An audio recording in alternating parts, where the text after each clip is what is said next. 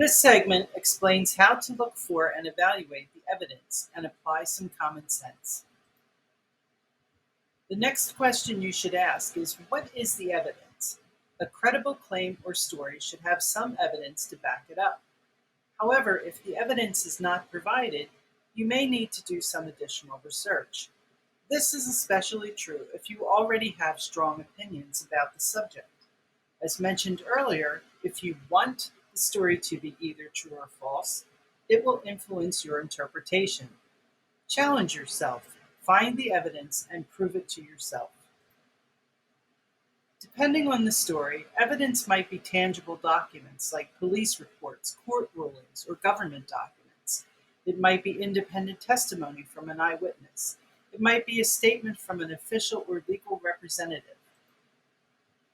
Whatever the source of the evidence, that source should also be credible. You may hear a news report from a credible news agency, but if their only evidence is a YouTube video posted by an anonymous user, or a photo that can't be verified as authentic, then the story deserves to be questioned. That said, if a credible news outlet makes a report and includes credible evidence, then the evidence deserves serious consideration. In other words, rejecting the evidence because you don't like it doesn't mean the story isn't credible. For the last step, a little common sense goes a long way in protecting yourself against misinformation. You should focus on the basic facts, but sometimes the facts don't add up. Even when presented with what appears to be credible evidence, if the alleged facts defy the laws of physics or violate the known laws of the universe, then it's likely not true.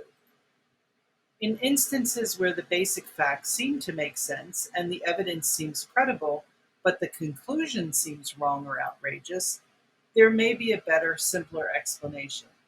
You'll see some of this in the examples that are in the next segments.